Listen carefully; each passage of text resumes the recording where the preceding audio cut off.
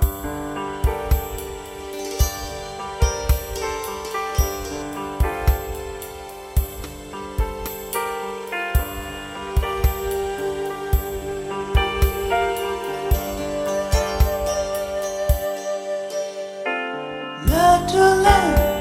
beloved of Yeshua, Magdalene, priestess and healer, disciple and friend, you give great joy to him. Magdalene, your beauty and purity shine from within. You are free from sin. Mary Magdalene, Mary Magdalene, Mary Magdalene, beloved. With courage and devotion, you remain there with him. When the others fled and your own heart bled, Mary Magdalene,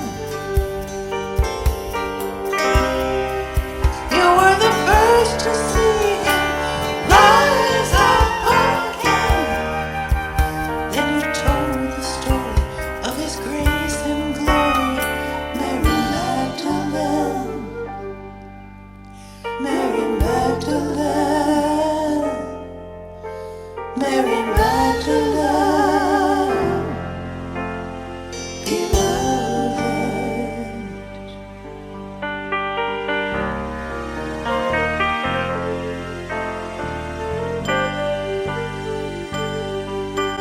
Mary Magdalene, you are my inspiration.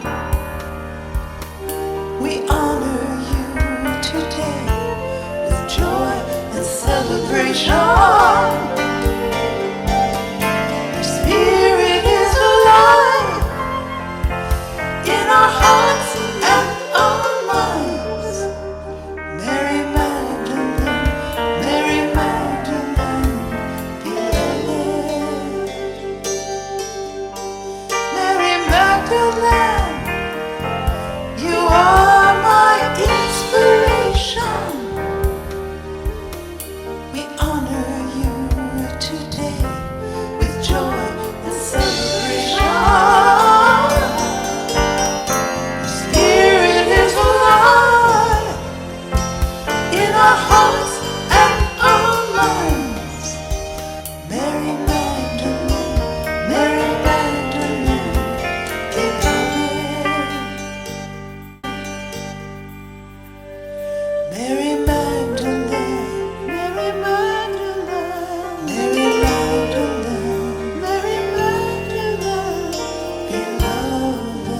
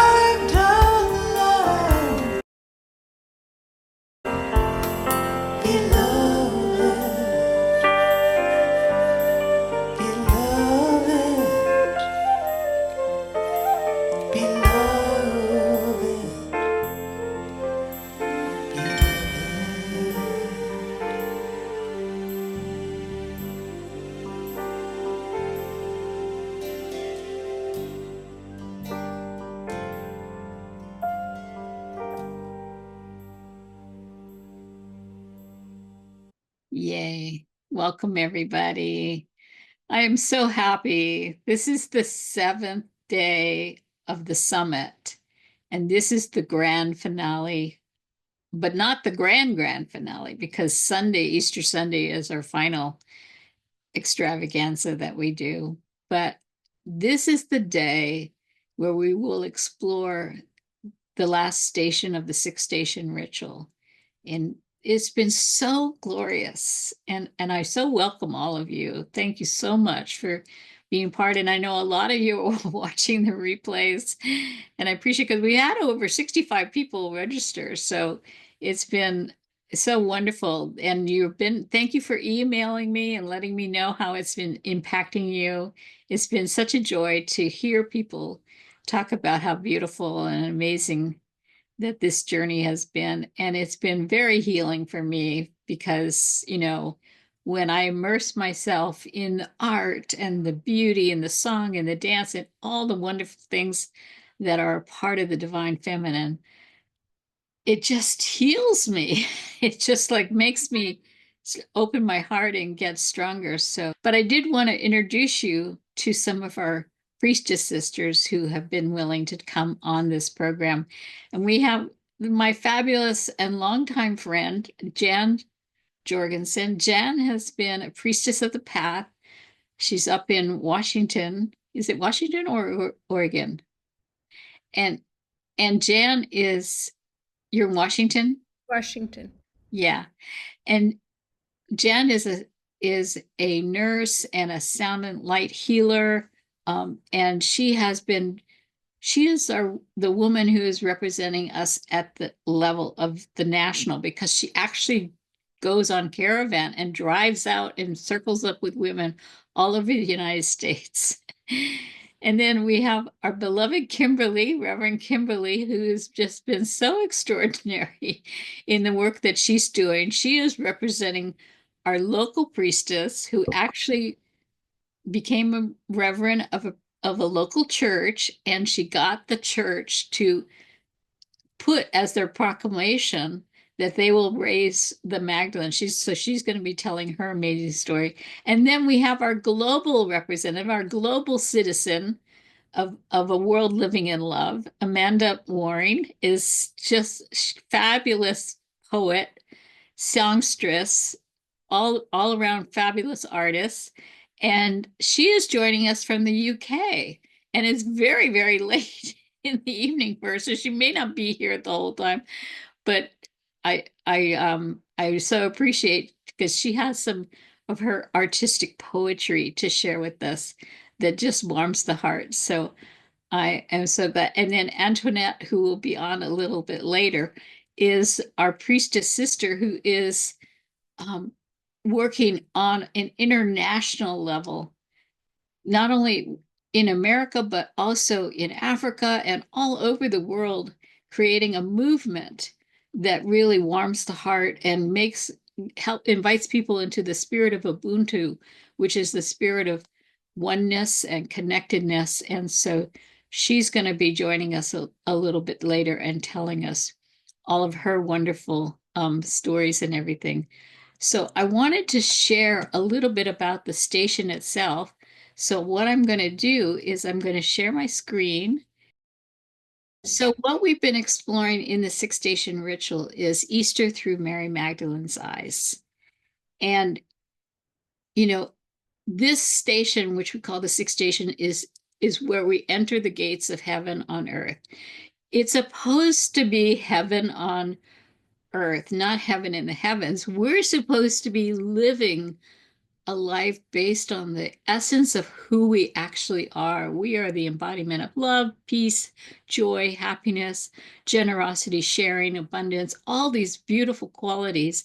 And when we claim them and own them and live them, this is what happens that cultivates heaven on earth. So, as we're seeing this rise of a patriarchy in our culture in our time that doesn't support, that has cruelty as a point of operation, that doesn't see the point of sharing and generosity and inclusion, we decided we needed to raise our voice. We needed to speak out. We needed to be inclusive. We needed to tell the path of love, which is the path of Mary Magdalene. And so it means it's the abundant garden of riches. And of course, we know this resurrection story that Jesus appeared to Mary in the garden, dressed as a gardener, and she mistaken him as the gardener at first. But when she recognizes him, she knows that this is her beloved, her master, her teacher, and her eyes are the first witness. Now, this was so critical to the story because Jesus, if he really wanted to demonstrate that men are far superior to women, he would have appeared to Peter, but he didn't. He appeared to her because women are equal. We are the same living life breath of God itself, living in us as is in any man. And so we started telling the story to fulfill the prophecy, because Jesus says that there will come a time in both Matthew and Mark when what she has done will be remembered and discussed. So, what was it that she did that was so significant? So, we began the first station with the anointing. And I just want to share with you, this is the 15th year that we're doing it. Normally, we've been doing it live, but then when COVID hit, we had to go online. And now I was told in my vision that it needs to go global, and we need you to start doing it in your communities. Bring back this lost art of anointing. So as you can see, this woman has come for her anointing. I found this over and over again, that a woman would come ready to receive an anointing, and she would just break down in tears. It was so touching. And one of the women who came to it, she told me a story after. She said, I've been a sexual survivor for years, and I've never experienced sacred touch. So I had no idea what to expect. Sacred touch is where the priestess, the priest, whoever is doing the anointing, is holding you in wholeness, holding you in love. And so there is no separated self. You are one, and you are receiving a loving touch. The loving touch, that there's no funny business about this touch. It is just witnessing you as divine. And when this woman got touched, she said it was like my trauma was removed and lifted, and I was able to walk freely, walk forth among all the other stations, partaking of the joy and the beauty and the delight that happened as it unfolded.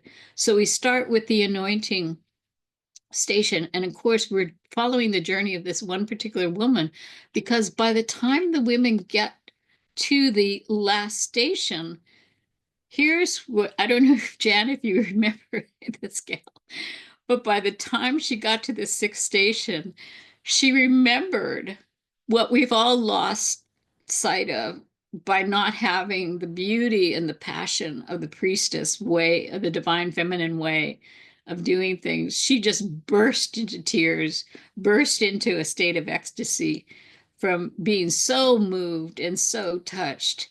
And it's the community that we all came together with so much joy, blessing and healing each other. There was so much love. It was just a glorious celebration that the community goes through. Even the men loved it. We always honor the men because the men are our partners. We collaborate with them. Women are collaborators. The men have nothing to worry about. if the divine feminine is in equal harmony and balance, we always include the men. We love the men. So the men would join with us and they would have a great time. And then on the right side, you'll see the picture of Spruce, who is doing a sound healing on people that enter the last station, which is the sixth station, because we live in a sound vibrational world where we hear sound. So sound healing is a really important tool that is used to keep people in a high frequency state. And you're going to learn more about that with Jan when she talks and shares her work. But here, my dear beloved priestess sister, Pamela Minton, who is an expert in sound healing and sacred geometry, is putting the tuning forks right on the heart. And so that opens the heart, because what it means to be in the gates of heaven means that we walk with our hearts open. Our hearts are attuned to the highest frequency of vibration of love. And we go forth from there. And people are loved up and blessed. Diana Kelly was doing the Ampula blessing. That is a fabulous blessing that's given to the kings when they were ordained in the ancient times. But now she's been guided and directed to run this energy of the Ampula blessing to restore our own crowns, to our own psyches, to know that, as like Marianne Williamson says, we are divine. And it is when we let our light shine that we give permission. And you see, everybody in the room is just in an exalted state. They are so loving, and just the people getting loved up, it just makes them so happy. It's just like such a beautiful moment that we went through year after year. And here's one of my priestess sisters, Jenna, as people come into the area that was deemed the last station, the gates of heaven, we use the plant medicine, the plants, to bless them as they entered into the circle. And then they would sit down and receive their sound healing blessing. All the while, the musicians and singers were up on the stage just belting out their hearts, singing really fabulous gospel songs and various music. We were all in just ecstatic bliss. And then later, as the years evolved, we started to do these red candlelight. You know, the red light is considered the prostitute, right? But we're taking it over and claiming the inner light, the white light of the divine, the pure light of God is in us. And it just makes it glorious when we radiate the red light with the white light. And so we all would lift up our candles. Blessed be. We all had such a glorious time sharing this. And there we were at the altar where the rose petals were shared. That was the forgiveness altar. Then we went into the empty tomb. You remember that? And that's where we went within to get our hearts anointed and whatnot, so that we could walk forth in the gates of heaven. So thank you very much. I mean, I just reviewing these concepts and these ideas all through this day. Thank you, Antoinette. It has just been so fabulous. I hope to have people. I'm getting too old to physically. It's a lot of work to do this, but I'm hoping to inspire people to be able to, because this priestess sister, she is emanating this incredible love globally. She is taken to the world. I can't believe how much traveling you're doing and but you continually show up in such a powerful and amazing way. So I wanted to open up with your organization, the Divine Mother's Love, and the Ubuntu, the spirit of Ubuntu. And we're going to leave some time for you a little later to talk more about it if you want to just say something quickly. But this first song that we're opening with, because we always, as a part of the priestess celebrations, we always have singing and dancing and storytelling and whatnot is all the way of the priestess, right? So Mhm. welcome, Antoinette. Thank you so much, my dear. Thank And you so much for having me. From the first time that we got together, it was one of the Rise of Divine Feminine, which was like quite a few years ago. It was on Scott's show. And that was a time, like I said, that was a time I had just been diagnosed with cancer after a few months. But what I had done was you heal the mother, you heal thyself, and I went on this journey to Africa to shoot this documentary on the spirit of Ubuntu. We went to 10 African countries. And then during that journey, as I was working on sharing this documentary, I also ended up in a teepee with Chief Phil Lane for 5 hours in Hidalgo. This is how we formed Divine Mother's Love. And in that teepee was Chief Phil Lane and Sister and Grandmother Eshna and Grandmother Joan Alisi. And we were talking about many of the different things about as far as these feminine organizations and different things. And I was like, it's time that we started our own because that we weren't hearing enough of the voices of the indigenous population, you right, know. And with my organization, Stand Up for Justice, it's Black, Indigenous, and people of color, And I was like, how are we going to be moving forward without these voices being heard, without the wisdom that is being shared, from this group of people? And as you can see with this background behind me, because I don't have my computer, so I don't have my whole indenture thing, but when we're talking about like Mary Magdalene as a student of the Urantia book, yes, he appeared to her 3 times. Her power and from the Divine Mother and the ministering of the divine ministers, the mystery monitors, the supreme being, the cosmic mind. It's like it goes on and on when it comes to so much of this divine feminine entities that nobody really even knows about yet, but it's in all the religions. It's in yeah, all of the spiritualities. It's all across the planet, but it's been suppressed, it's been buried, and it's been taken over. So now it's the time for us to sit there and let it all out. yeah. It's coming regardless. And we are the ones that we've been waiting for. It's really on us to Mhm. really rise up and bring the voice. And that's why I'm going to love that you're going to get to meet Jan later because Jan's been doing this voice release work to help women get their voice back so that they can speak in circle. And then we're hopefully encouraging women to start circling up even more and learning about these stories that we're sharing through the course of this 6 weeks. So I'm anyway, grateful too that you brought up the whole thing about the sound healing because that's a yeah. huge thing about the sound healing, about the frequencies. Everybody is getting tapped in whether they like it or not, and people are starting to wake up and realize it's like things are changing. Get ready, brace for it. I'm ready.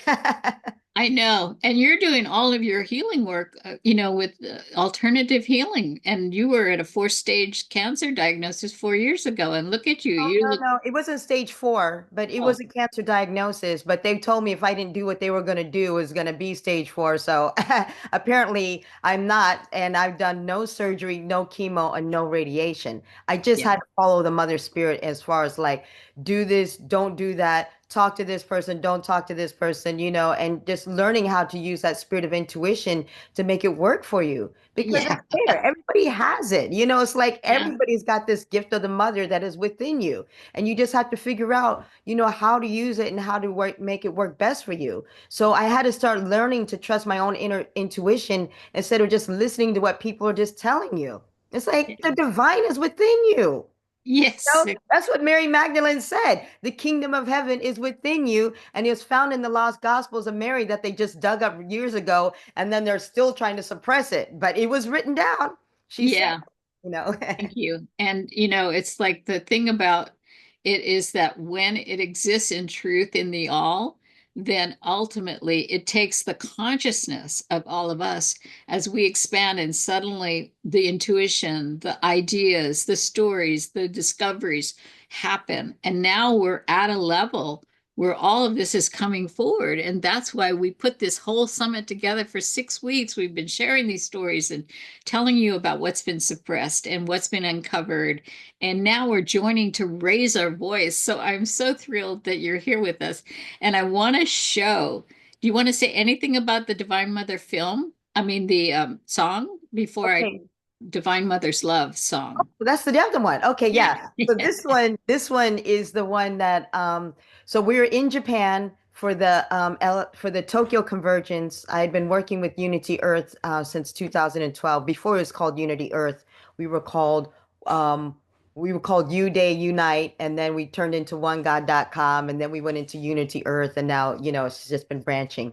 But basically, it was just some of the women who had formed together with us in Divine Mother's Love, and it just kind of shows you just like some of the women from around the world and some of the work that we've been doing, by coming together, but it's so grassroots and it's so underground. And it's like, it's really time for us to start seeing like what we are doing together as women, as we're leading, not just in the political standpoints, but also the social, the economic, the spiritual, I mean, all aspects of the world, And I love what you did too, because it's so inclusive and it's multicultural. I mean, shout out to Pookie Lee, who opens, she'll be showing the Hawaiian hula. And I was born and raised in Hawaii. My brother married a Hawaiian gal, so all my nieces and nephews are Hawaiian. So it just warms my heart to see this. So let me share it and then we'll come back on shortly. Thank you.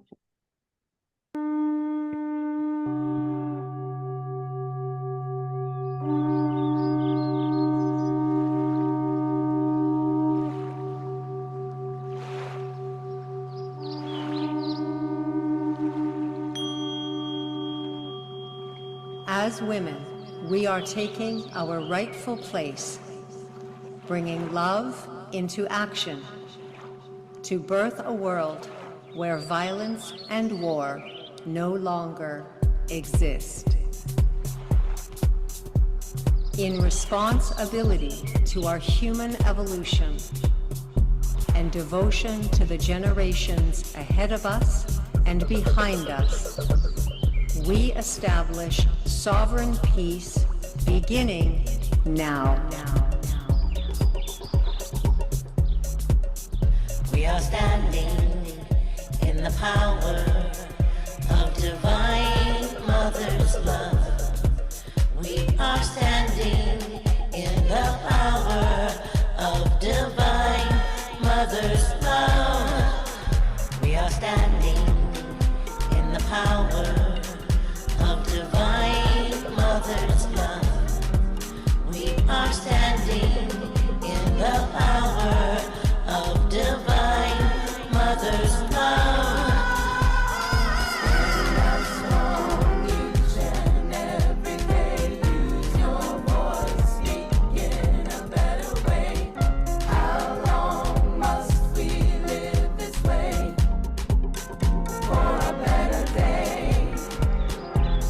Women everywhere envision a flourishing planet where love's beauty, peace, and harmony abound. We cherish and treasure our Mother Earth in all her majesty. We cherish and treasure humanity and the truth of our divinity. Ancient and sovereign, imperishable and everlasting.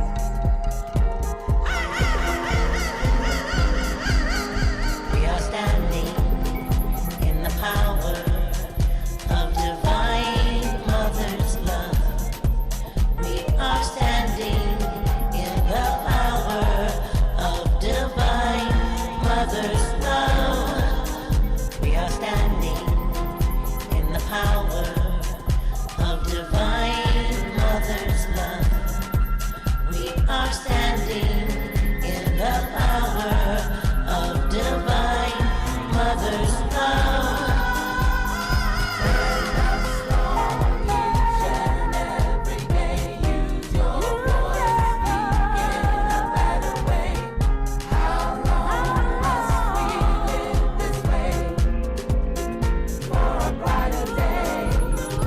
Divine Mother's love, in all its magnificence, is compelling women to lead now. Our voices and actions burst forth in an ocean of great compassion, such that nothing can resist this unfettered and infinite love. We are here to guide. We are birthing the creation of our new civilization. Love in action, everywhere, all at once. We are standing in the power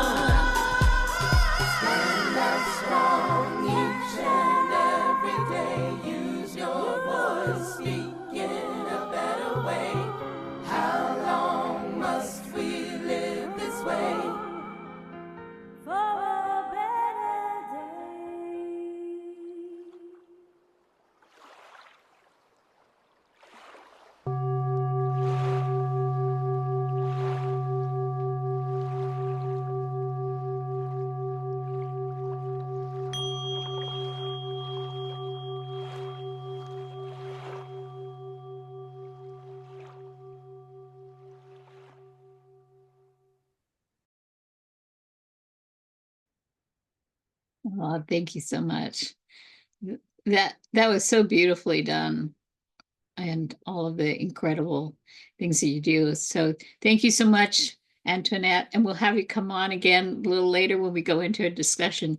Now I would love to bring up my sister, Jan Jorgensen, who is one of my, she has been with me every single every single Magdalene Moonrise service that we've done over all these years from the very beginning. And so I had to ask her to come and talk about this time because the theme of this day, we saw Antoinette, who's working internationally and globally.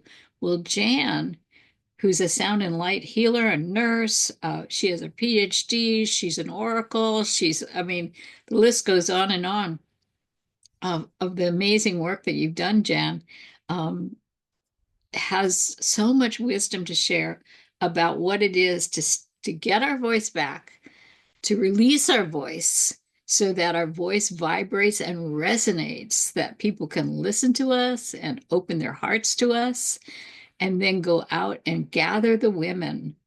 So people say to me, what, you're just preaching to the choir? Yeah, we need the choir. We need to gather the women. This is really important. And so that gives us strength. So Jan, I'm going to turn it over to you, my dear, and I look forward to hearing what you have to say. Thank you so much. Thank you. Christy, thank you for seeing me. And we are all doing this work together. Antoinette, I was just like so frothed up with beautiful energy with that. Thank you. This is a group deal.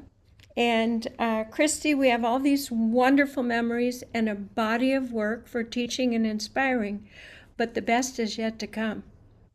What is around the corner for us if we hear the call, and we are hearing the call, is phenomenal, as a divine feminine is bringing things back into divine alignment. So Mary Magdalene is teaching us, and these are your words, Christy, about a world living in love, which is possible. We can see it past all the chaos. We can see the coherency, however, is through us that this will occur. And I often use this. This is Antoinette. This is Kimberly, Amanda, Christy, and this is a team deal. There's not just one prophet, guru. No, it's women aligning with their divinity and their voice of truth. And we're going to do it together.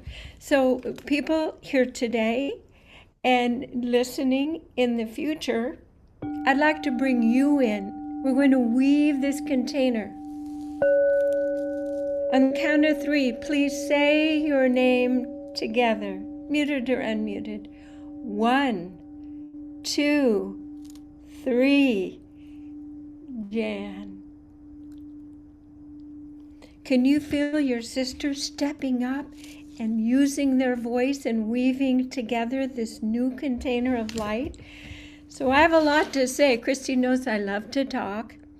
And what we're at is new forms. And people say, well, the forms is coming into circles, in community, and understanding are responsible for our own energy field and frequencies and aligning with their highest possible vibration at all times. So I made a video so I can share this. And you can see what I'm talking about. Hello, everybody from the Pacific Northwest. My heart is bursting with joy, reviewing the comments and some of the content of this Mary Magdalene moonrise. And I believe it is a sunrise. It is bringing not just the divine feminine back, but it's ushering in the divine masculine as well. We are holding this container together, and I feel that we are regenerating as sparks of light through the lineage of Mary Magdalene, the Holy Grail, back to earth now, which means the story is coming into fruition. That humans like us, using ourselves as tuning forks, are bringing heaven back to earth.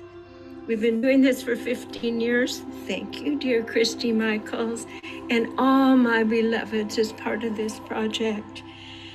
And it is time for us to create actual 3D forms, projects, processes, ritual through sacred circles and gathering. Oh my God, there's Isis. She is ringing the chimes and saying, absolutely, Spirit is with you. The heavens have never been so ready to be breathed through our voices, our movements, and our presence as emissaries and ambassadors of divine feminine light on earth to swing that pendulum back to peace, love, and harmony.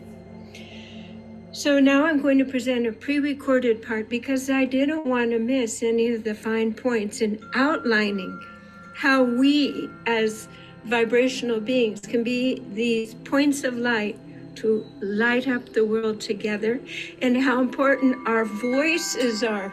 There she is again.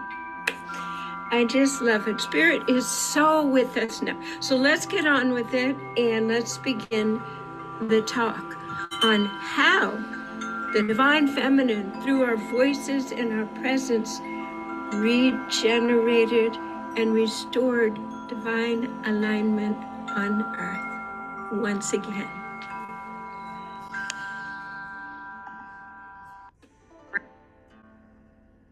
Happy Easter and salutations to my dear beloved friend, Christy Michaels, everyone involved with this entire program and process and pageant done in the feminine way.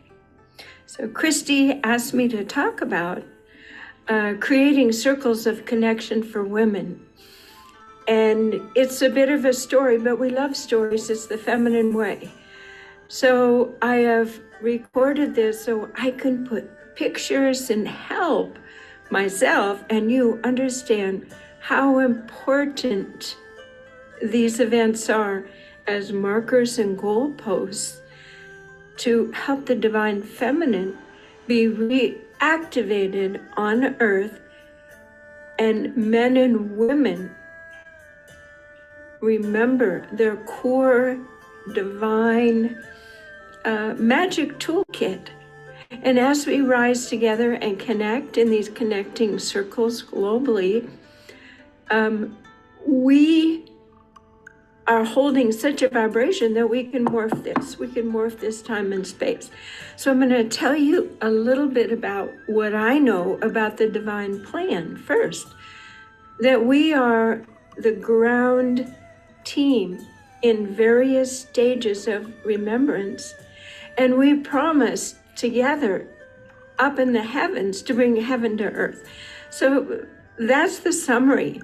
And we're doing it through the story, through the remembrances, through the tap on the shoulder and the activations, through the Christ, Mary, Magdalene image. There are many pathways home back to source, to bring earth back into alignment with the galactic and universal core, to take her out of isolation, where she has resided for over 200,000 years, when a group of advisory administrative controllers to oversee planet Earth shifted the geometry due to free will. And so we, a team, have come here, and when you were born on Earth, you take that pill of forgetting. And here you are, and suddenly prenatal contract and your mission to be part of the divine feminine team, to revibrate and reattune Earth back into her divine alignment. So right now things seem crazier than ever, and fear and mutant ideation and visions seemingly are coming into form in government ways. But, when we go to see a movie, there's always that part in the movie you go, oh, and you almost hold your breath. You think, how can this ever be restored? And usually it's restored by brave, courageous people moving their will into the full integrity of truth, beauty, goodness, and love. And this is the essence of the Mary Magdalene aspect of the story. So I'm going to tell you a little bit about my personal story, because what's personal is usually relatable to other people. I was living what I thought was the perfect materialistic life, villa, Ferrari, 3 children. But things just would push me in and out of this reality to the point where I said, there's something more, and I knew I wasn't doing it. And one of my children had challenges in holding her behavior. We know now it was a genetic methylating defect where she got 2 of the genes. I have 1, inability to clear toxins. So I was taken to the edge of sanity quite often, wanting to understand.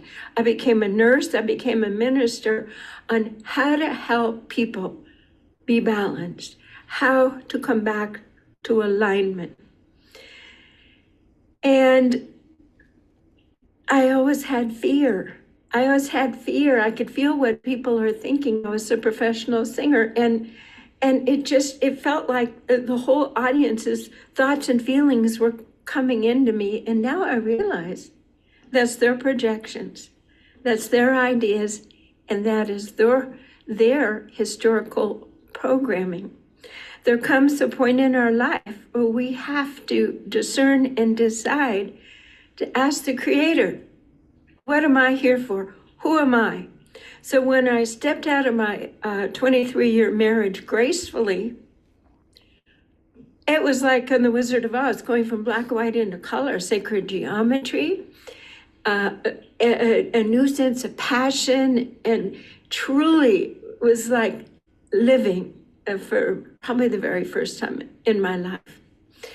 So there's an exercise Rudolf Steiner did of you just lay in your bed and you can't move unless there is a movement, volition it's called, that's related to why you are here on the planet, your soul. For 3 days, I pretty much just laid there. And through the mist in the blinds came a dark-haired woman with a white dress. And it was a vision, my first vision. She said, Jan, you can slip into me because essentially you are me.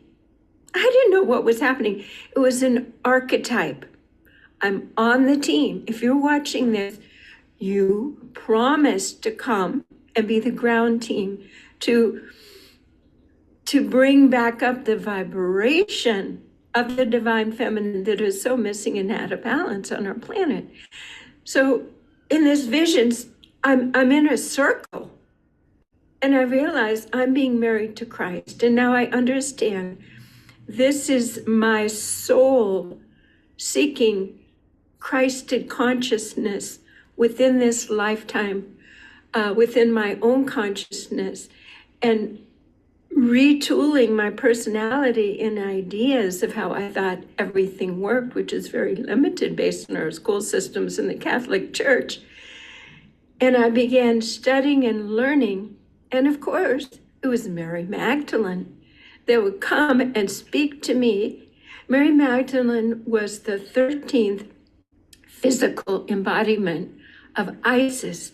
Isis is the main holder of the feminine for space, the feminine place, inclusivity, collaboration, co-creation, and community.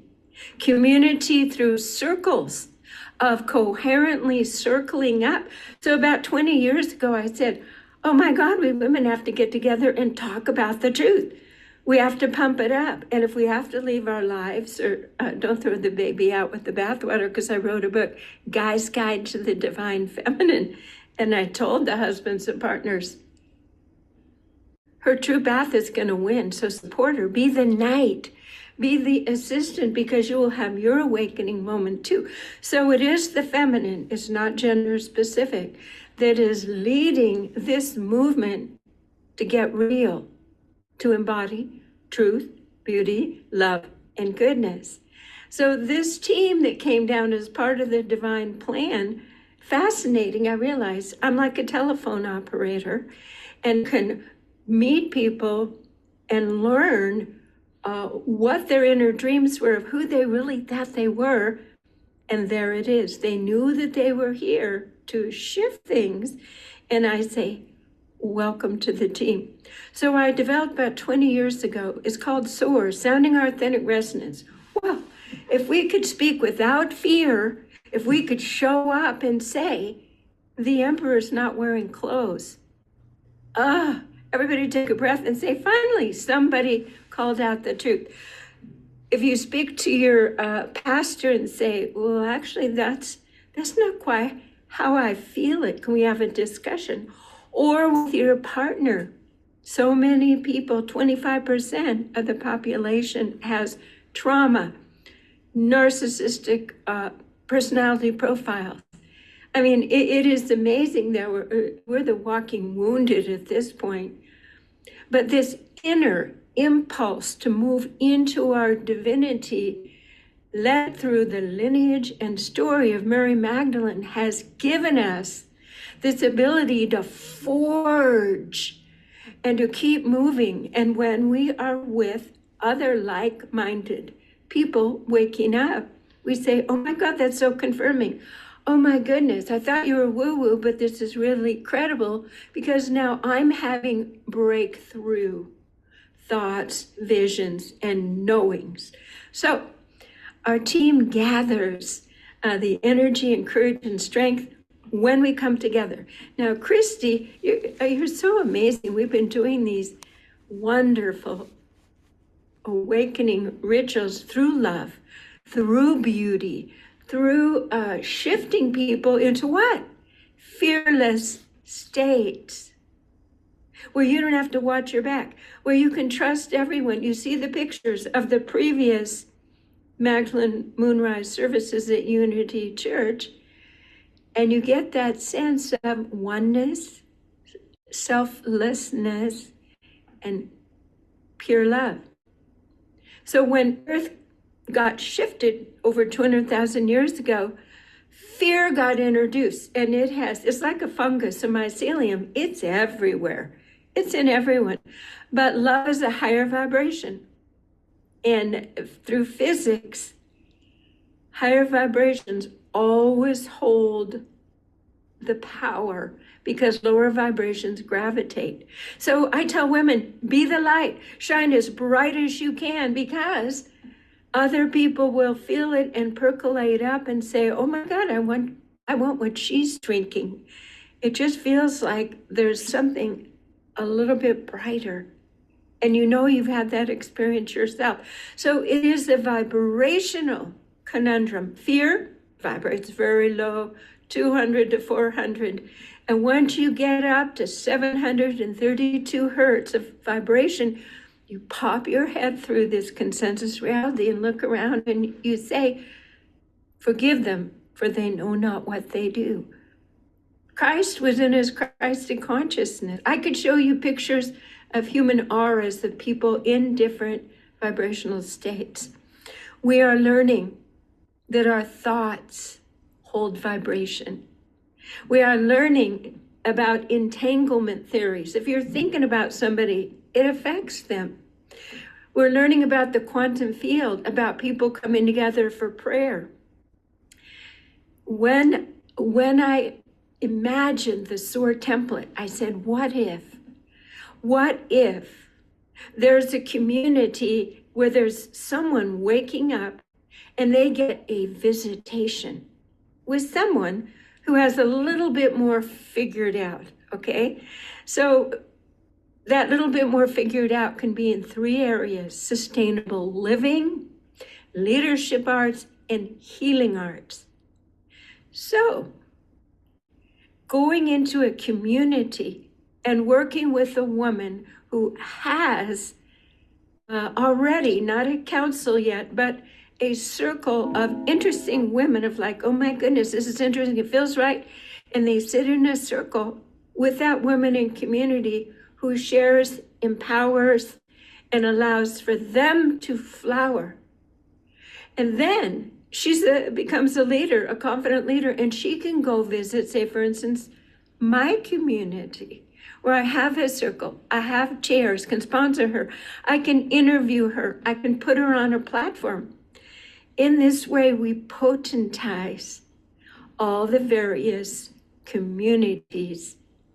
And it doesn't happen overnight, but in divine time, it's a blink. So for 20 years, I've been doing events and visiting communities and encouraging other women to travel, and men have to be careful because it's feminine, and that's what we think, to travel and to share and encourage, inspire, and activate. And often it's through stories. Spirit itself, at the beginning of my path, when I had no idea who I was or what I was to do, and I just got a big message within a reading from my grandma Sarah, and she would jump into readings and say, Jen, something got buried a long time ago, and you were there in that lifetime, and you will find it, and it will change a trajectory of spirituality forever. So I spent a lot of my divorce money going to France, studying with Caroline Corey, a wonderful vibrational teacher, which was exceptional for understanding the divine plan. But I would go everywhere and meet with people and do sound. And over the last 20 years, ending up in Iona, which was initially a very spiritual, matriarchal social system overtaken by the Catholic Church. So I was given the message, the Holy Grail is what you've been seeking. The Holy Grail is bringing the vibration of your own Christic consciousness that opens your heart in such a way that you have overflowing, almost like champagne, the vibration of truth, beauty, love, and goodness. They said this is the return to the golden age for Earth. The Holy Grail is the restoration of the voice of the divine feminine. You just can't make this stuff up.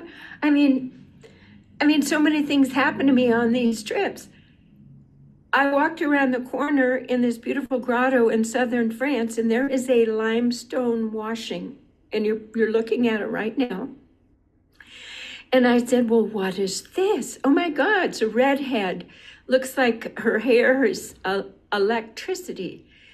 And this little short dark-haired woman behind her, I've come to learn that is Sarah, the daughter of Christ and Magdalene, real or as a metaphor, who knows? But she's wearing a mask. And Spirit said, Jan, you are to help take the mask off, the muzzling of the divine feminine that has been underground in the shadow, in the dark, marginalized for over 2,000 years.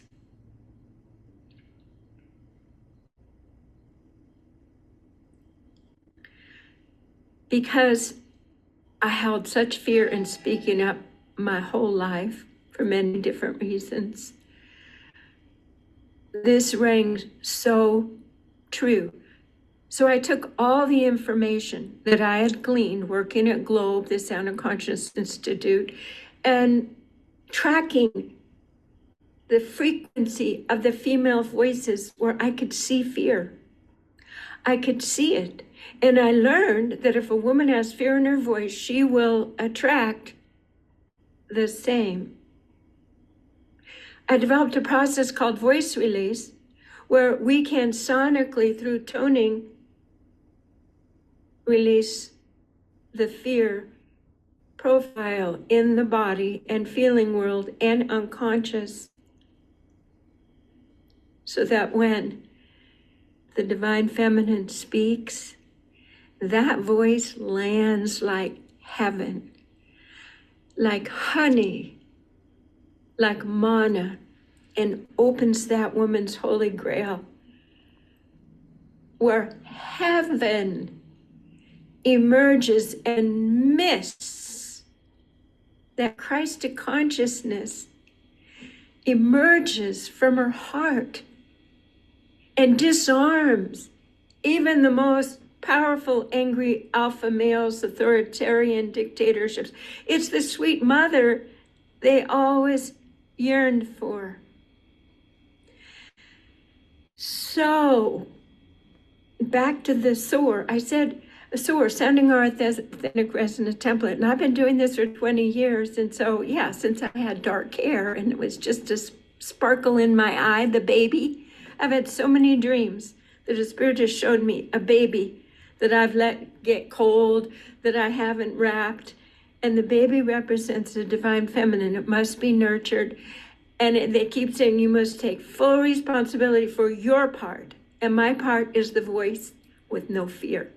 So about 3 years ago, I launched the Queen's Caravan Spiritual Walkabout Tour to do what? To go into community, to visit, to teach about the voice, and also intentional creativity painting. Thank you, Shiloh Sophia. So beautiful way for women to therapeutically and artistically release everything and come to their divine alignment and personal truth.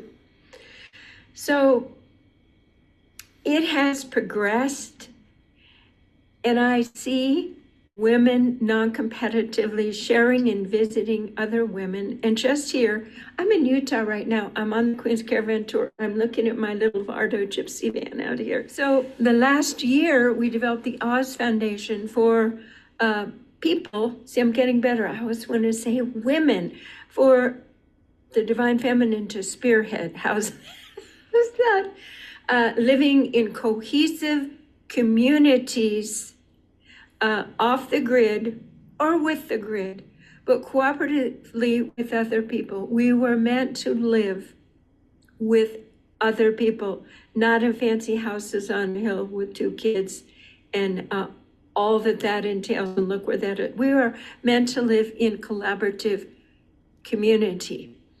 So my partner in that, we would do movies and try on properties and see how many people could live here.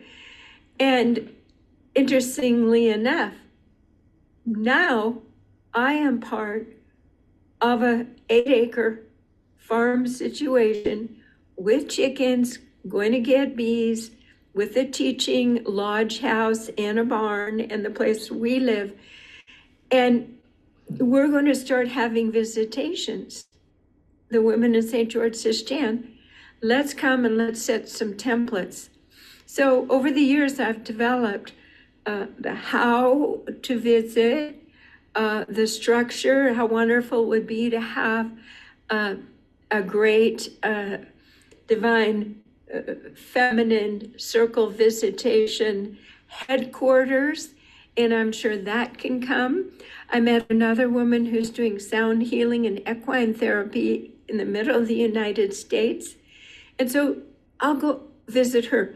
I visit all of these communities, and now there'll be teams.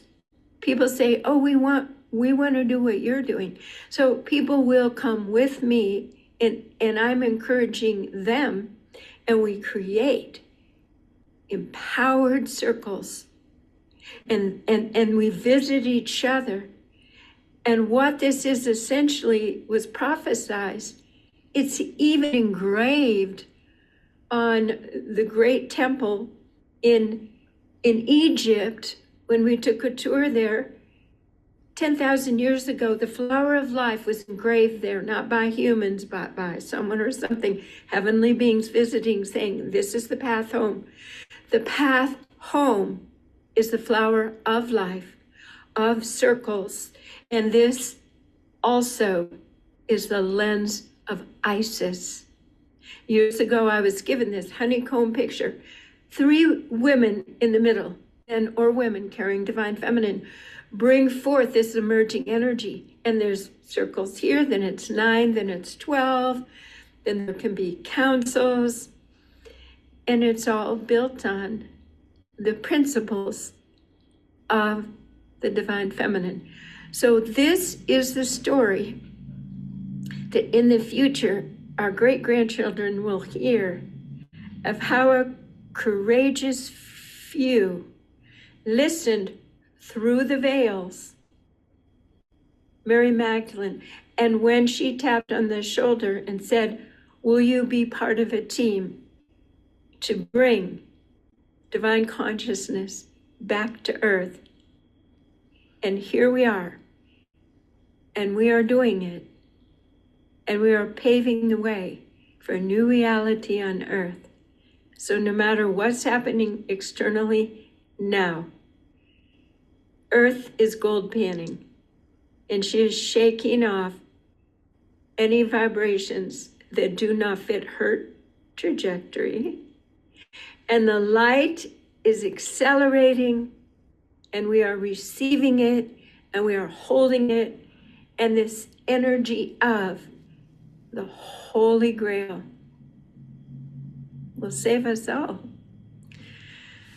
So what a blessing to have this event.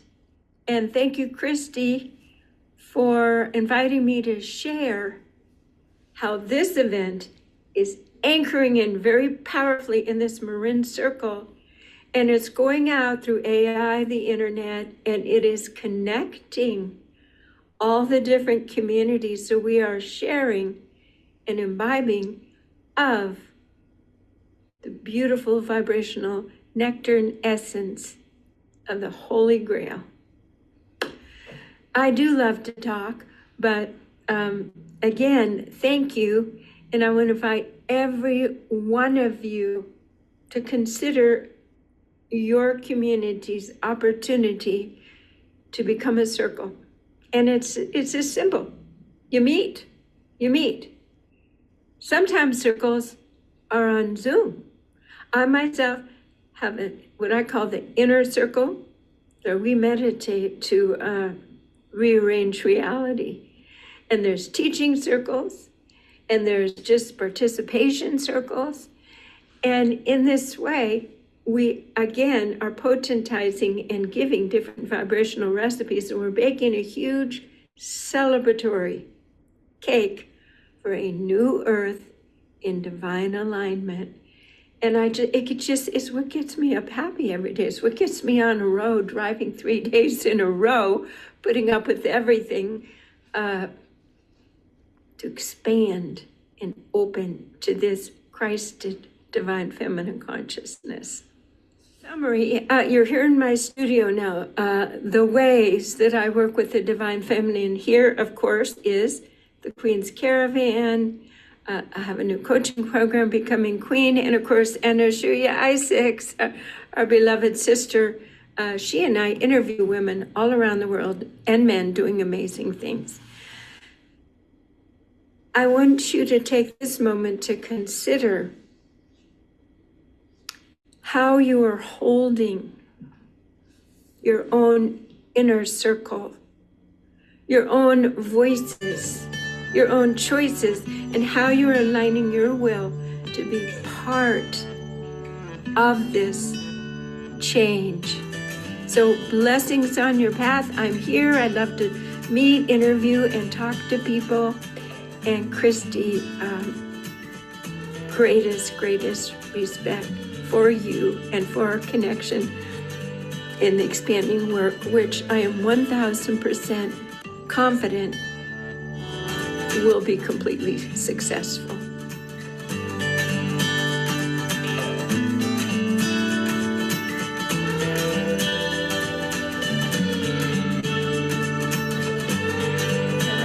Anasuya. Hello. Welcome to the Queen's Caravan Spiritual Walkabout Tour. And Yes. the fun is beginning. Yes, we're just about to have a groovy good time. Oh, yeah. Bringing in the divine feminine with two queen goddesses. Oh, my God. This is the new thing. Thy queendom come, And thy will be done on earth as it is in heaven. Okay, let's take a little breath. It's a lot of information and talking. And I'd like to close with a beautiful, you might call it our marching orders of what is in store for you as you are saying yes to the call. My friend Deanna Williams received this. Here is what is coming next for you in essence. Your embodiment of truth. You will feel an increasing inability to suppress or soften your truth. It will rise through you like a song that insists on being sung. This won't come with conflict. It'll come with a new clarity. You'll know what is aligned and what is distortion, and you'll move from that knowing with grace and precision. Number 2, a gathering of souls is occurring. You are being magnetized into new circles, sacred connections, and co-creations. Some will arrive suddenly, recognizable like old friends that you hadn't met yet. Others will emerge quietly from the periphery of your life. These are soul collaborators. The time of walking alone is giving away to weaving together. This next one's important.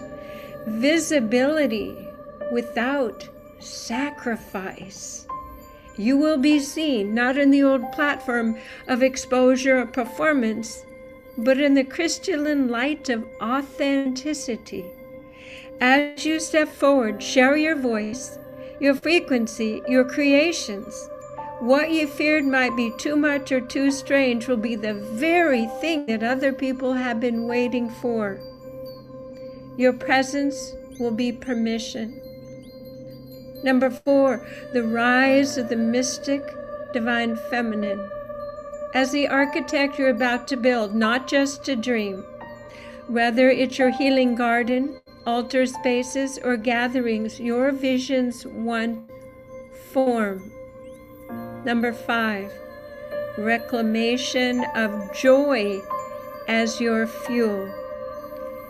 Grief and fatigue have held a long vigil, but joy is returning, not the surface kind, but the wild, sacred pulse that reminds you you're alive and part of something beautiful and growing. You will find joy again in the tiny, the tender, and the magical, and the joy is your medicine and your fuel. Beneath it all, there is a deeper merging happening between your human self and your higher self. The separation between guidance and you is fading. You are becoming the channel and the message. We receive this message, we embody it, we let it fill our hearts to the brim. Our hearts are becoming the Holy Grail, and so it is.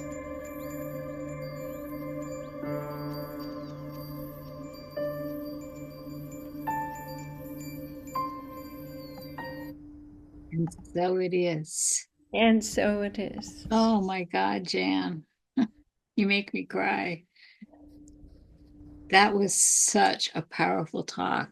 And that was my second time listening to it. And I highly recommend that when people get the replay or the YouTube video of this, that you go back and watch it again, because you put forward so many exquisite jewels of wisdom and nuggets of truth that my eyes kept getting open, my ears, my heart, everything. It's like I was hearing it for the first time. And as you saw in those pictures, we've been together from the beginning. Probably in past lives, I don't know, but Spring chickens to wise crones. yeah. And in honoring of what this call is about, I think one of the most critical, essential things that we need is we need the wisdom and the courage to carry it out. I mean, that's even part of the 12-step program, right? We sought for prayer and meditation to improve our conscious contact with God, but we asked for the wisdom and the courage to carry it out. So I'm going to ask Amanda to come and join us, because Amanda is a beautiful sister who I have met and through the global network. She is a global citizen. She works globally through the Unity.Earth and God knows how many other organizations, Samantha, that you're involved in. But sometimes I was going to have you come on and say the poem of courage before, but now I understand why the poem of courage is needed now. Yeah. Because people are activated. At least I'm activated. I don't know about the rest of you, but I'm activated that there is something we're being called and asked to do. It's of a higher order, it's of a higher frequency, a higher vibration. And the world needs it. It's calling on us to do our part, to bring the harmony and the balance. In the Gospel of Mary Magdalene, there's one thing that she says, it's a one sentence, very simple, very short. Be in harmony. Mm. Do you know how difficult that is to just claim it and own it? That means you have to let go of all grievances. You have to let go of all, and bickering and everything. And so, Jan, I loved what you said about women coming together in a non-competitive way.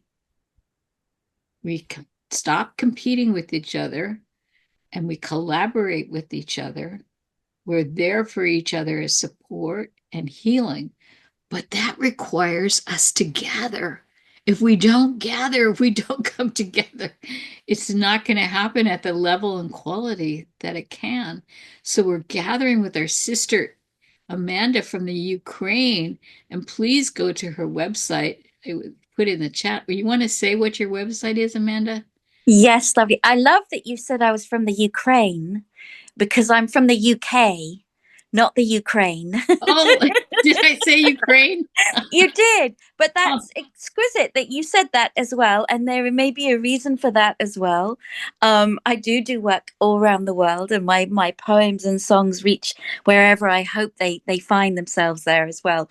But yes, I'm from the UK, from England, and I am really honored. Thank you so much for asking me to be part of this incredible event. And every woman that has spoken and shared, I am buzzing with inspiration. Yeah.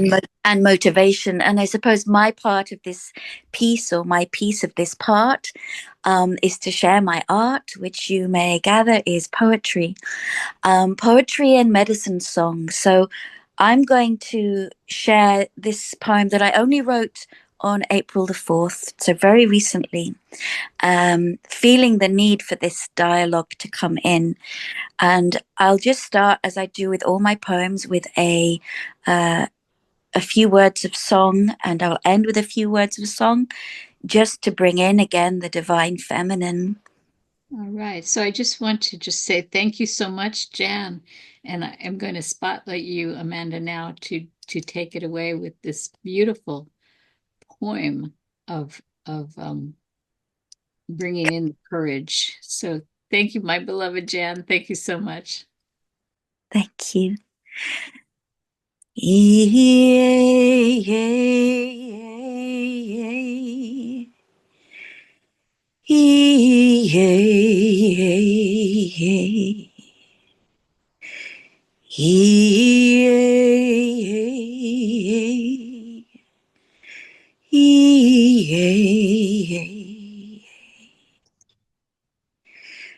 Courage is contagious.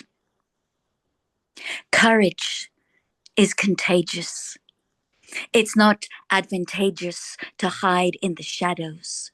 Reside in the light, in full flight, full bloom, not entombed, but voicing freedom, dancing freedom, planting seeds of wisdom, not planting weeds of war. Cultivate courage. Do not be discouraged. Become the ripple in the ocean that starts a wave of motion. Courage is contagious. It's not outrageous to think you make a difference. Together, just like birds of a feather, starlings on the wing, we can sing and shapeshift into a larger thing, into anything, voicing reason and something to believe in. Courage is contagious, and so is love in action. Let's start a chain reaction, not built on distraction, but engagement in rebuilding. With hope and community, we will create a path to unity. Courage is contagious. May that spark of courage held within your heart ignite the dark, light up the night, joining other beacons, standing up for what is right. Courage is contagious. Courage is contagious. Courage is contagious. Hey ya, hey ya, hey ya, hey ya, hey ya, hey ya, hey ya, hey ya, hey ya, hey ya, hey ya, hey ya, hey ya, hey ya. Oh.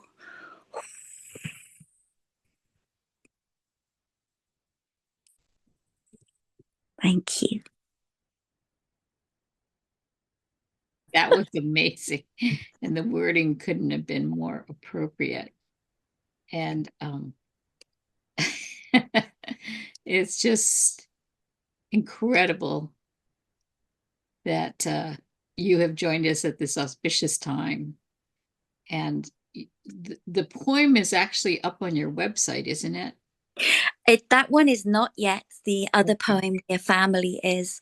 I'm just about to get that up on the website, but there's a recording of me doing it on my YouTube channel, which is Amanda Waring Films, and there's lots of my videos and poems and meditations, and encouraging women to gather together, like Jan was saying, envisioning New Earth being Earth and dancing Earth into being, and feeling the radiance of what is actually our natural frequency.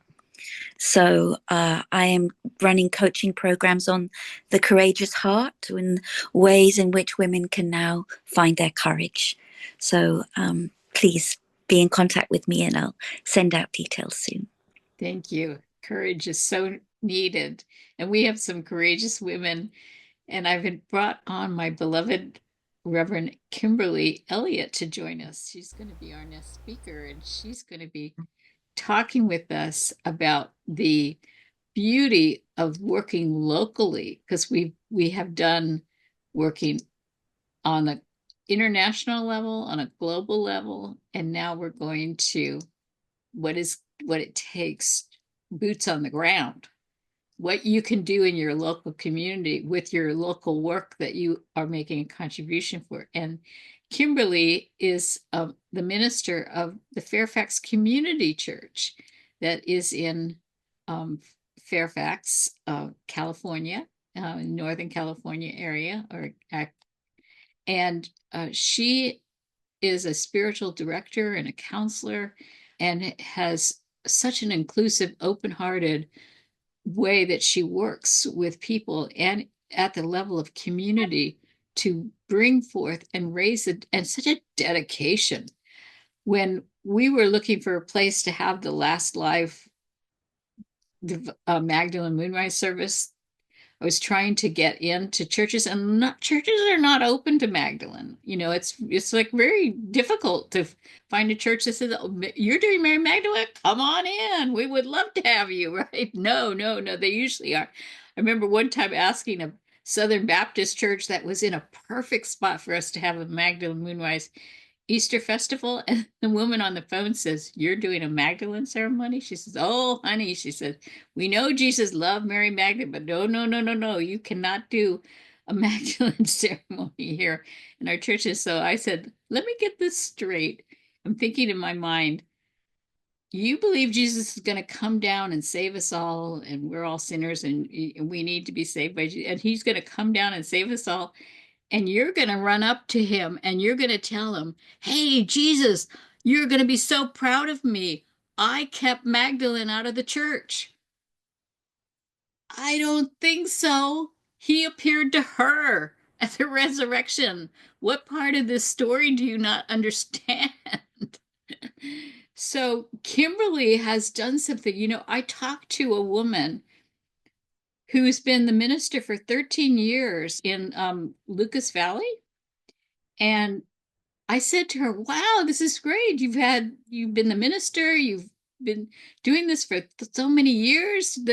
Your church and the national board and everything, they must be like so open-minded and whatnot." And she went, "No," she says, "we have formed a support group for the other women ministers because of the brutality and cruelty that we've gotten from the bishops above us has been so difficult to deal with.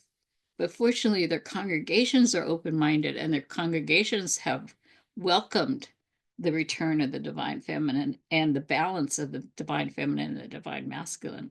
So Kimberly, I'm so thrilled that you were willing to come on and share your story about this process of what you went through and how you were able to be touched by her and claim her, and then get your community to join with you. So thank you very much, my dear.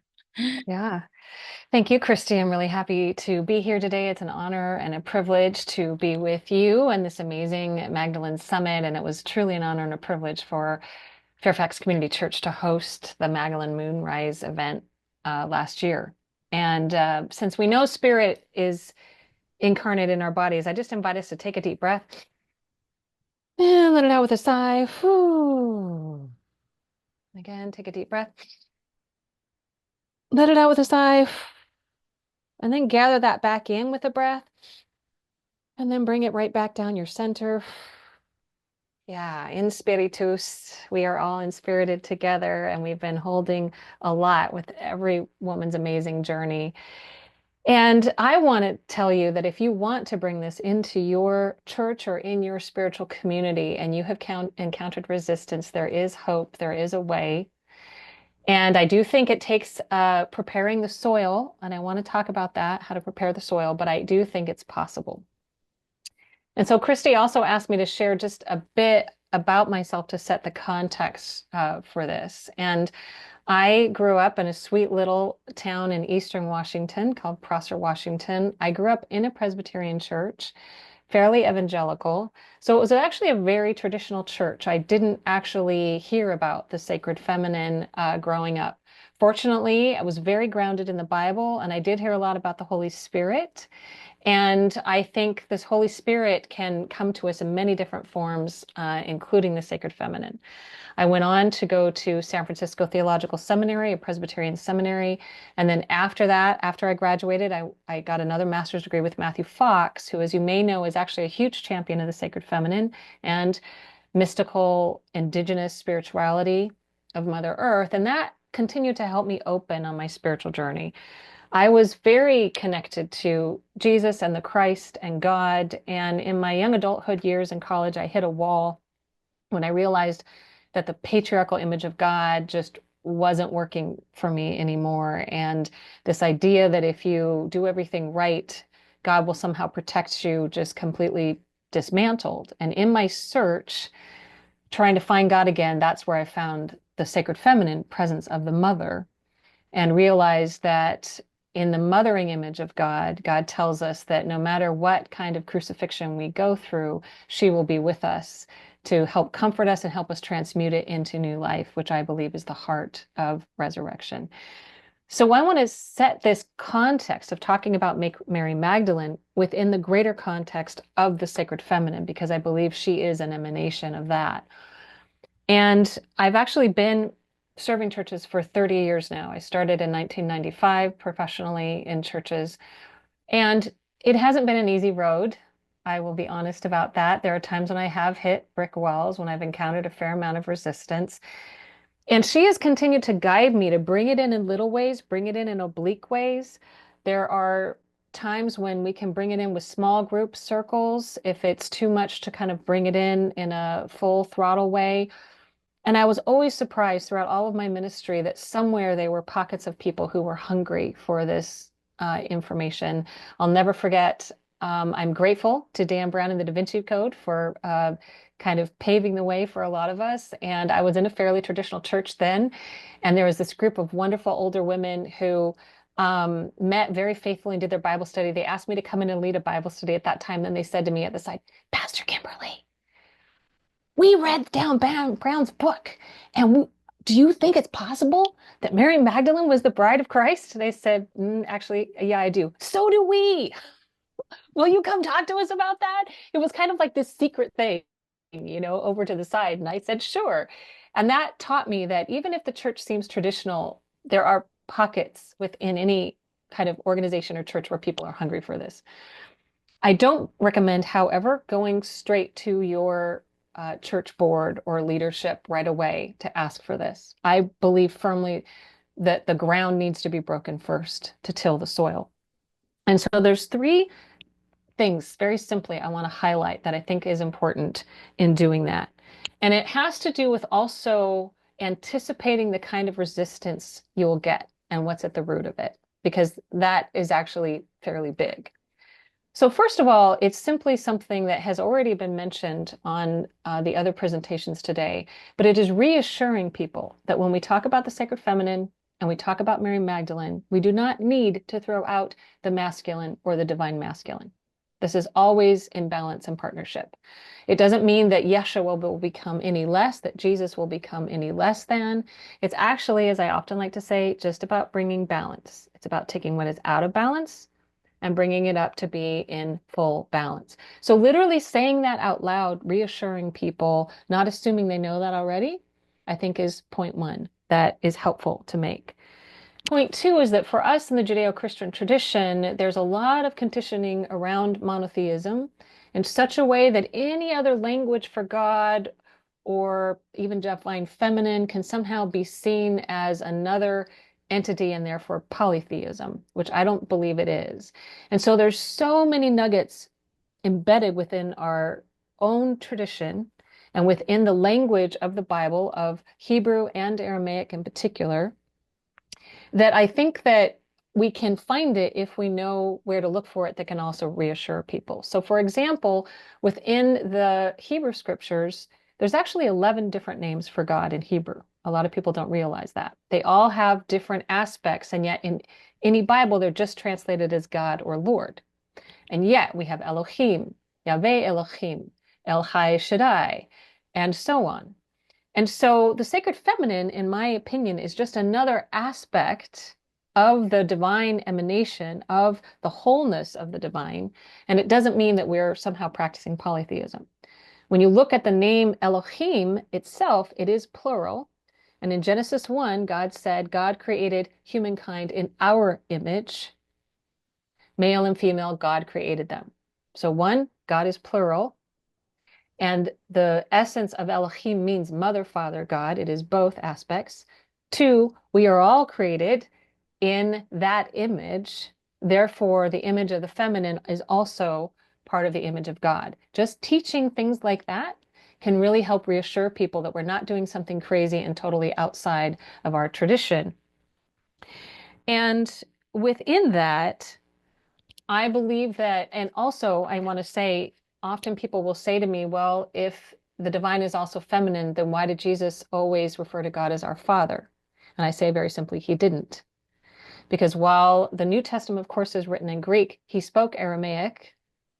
And in Aramaic, the word he used for God was Avun, Abwoon. And that means mother, father, birther of the cosmos. Within the Lord's Prayer, there is also the word Malchutach, which is translated kingdom. It could be translated queendom, because the root of that word is a divine feminine mother image in the Middle East in that time. So my point is, if we know where to look, this is within our own tradition, and Jesus himself actually, I believe, also worshiped the Great Mother. So this isn't something foreign. The reason why we do this, to me, is a quote from Jean Shinoda Bolen, who wrote the book The Goddess in Every Woman, that I quote all the time, which is very simply, unless we can imagine the divine as feminine, we'll never be able to imagine our feminine qualities as divine. Unless we can imagine the divine as feminine, we'll never be able to imagine our feminine qualities as divine.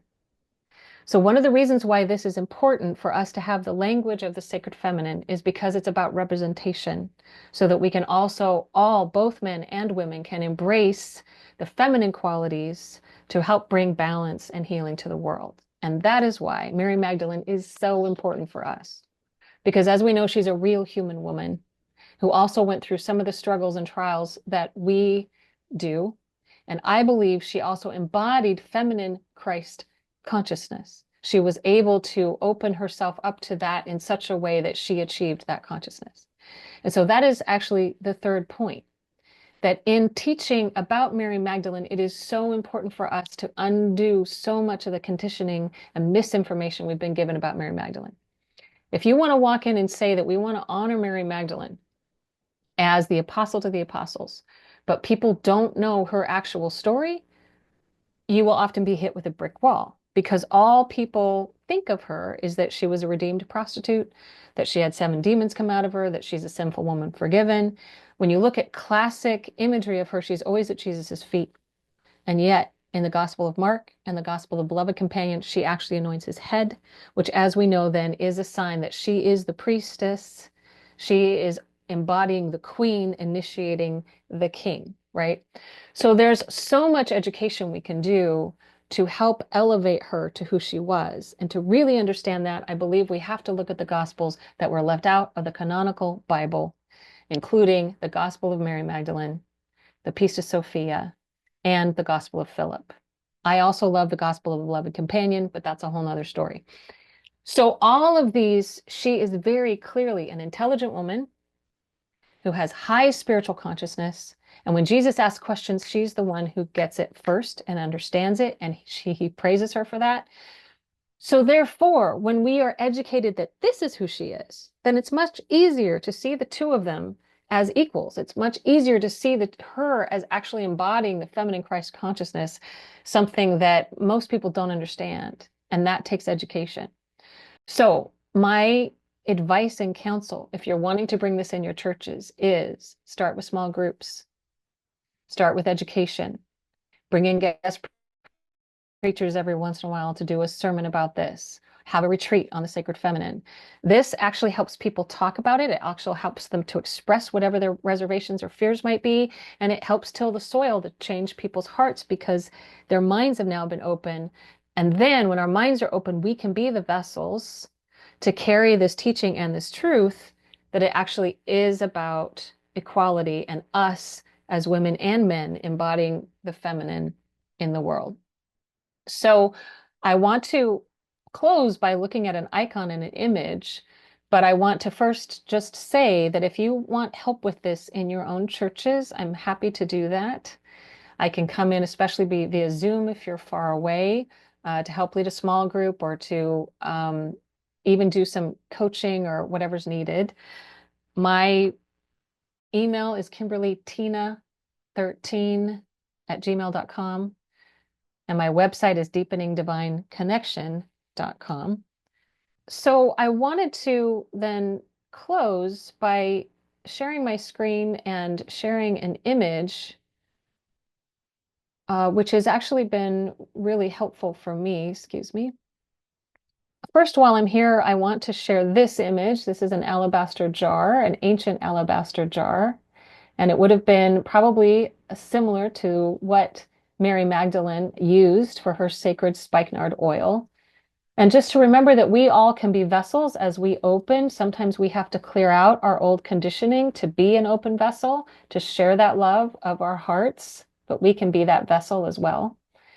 And then also, I wanted to just take a moment to talk about this amazing icon of Jesus and Mary Magdalene by iconographer Lewis Williams.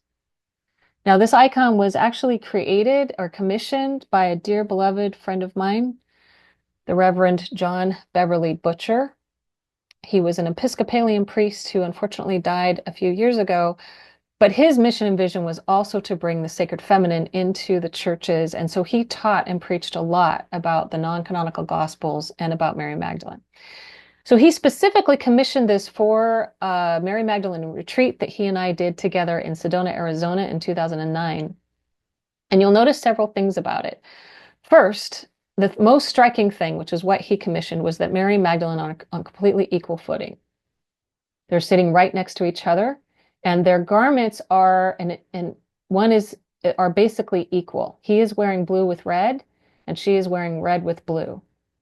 Then you'll also notice that this inside image here makes a chalice between them, and it is the color of the land. And so her inner garment also reflects the color of the land.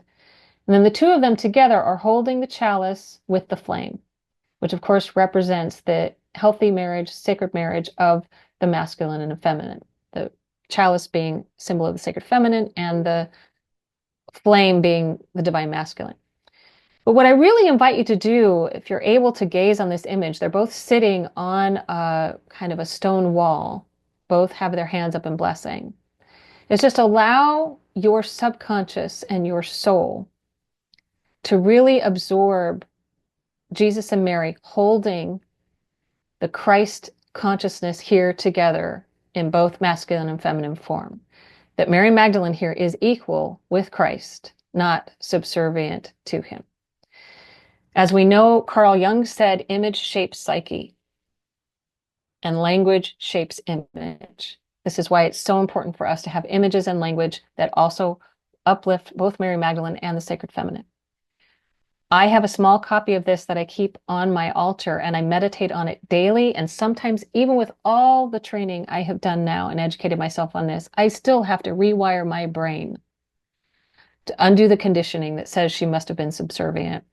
She, as we know from her gospels, also held this equality with Yeshua.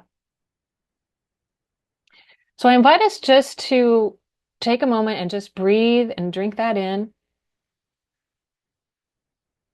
And notice what shimmers for your soul, a kind of visio divina, as we say, as you drink in that image. What moves in your soul? And if there is any resistance that comes up in you that you notice, how can you bring compassion to that? To bring unconditional love to that, to get curious about it, to ask what it is. Why is there a resistance? And then as we also bring healing to our own inner resistances, it helps us to have more compassion on others as well. So I can do a little song here, Christy, as people gaze at the image, but I just want to check with you in time, or we can just close here if you don't want to do the chant. No, please do the song. Okay, great. So this is a very simple song. Some of you may know it already.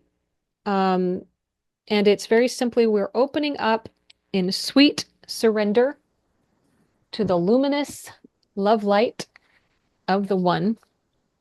Unfortunately, Christy and I both could not find out exactly who originally created this chant. It's one of those that's been around for a long time. And so as you pick it up, you're welcome to sing along. And if not, then you can just receive it as you gaze at the image and notice what you notice for yourself in that. And Christy, now that I'm sharing screen, my original sound bar is not there. So I'm just going to go ahead. I have a djembe drum here. Not sure if you'll be able to hear it or not. You could try it. I'll let you know. Yeah, I can't access it now while I'm sharing screen. All right. So again, just invite you to take a deep breath. And feel how Mary Magdalene walks with you.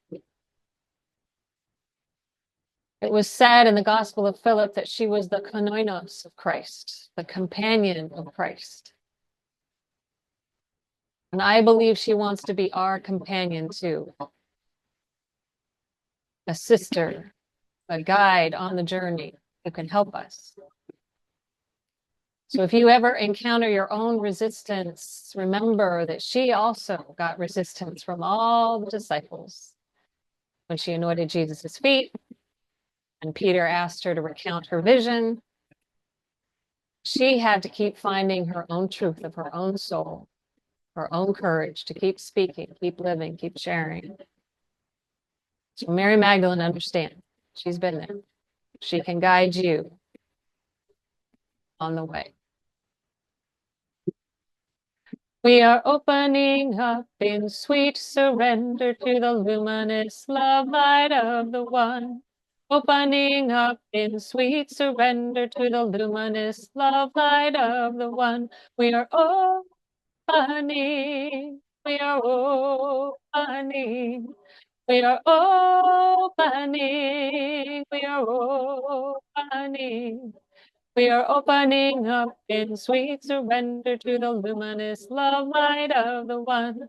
Opening up in sweet surrender to the luminous love light of the One. We are opening. We are opening. We are opening. We are opening. We are opening up in sweet surrender to the luminous love light of the One. Opening up in sweet surrender to the luminous love light of the One. We are opening. We are opening. We are opening. We are opening.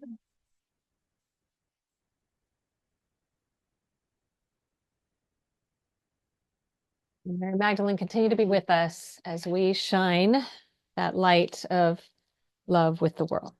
May it be so. Thank you so much, Kimberly. And, I was so blown away when you told me about that you finally got your board. I don't know finally how long it took you, but you got your board to a place where they incorporated into the visionary statement of the board, the vision that the board is holding, that the rising of the Magdalene would be a priority.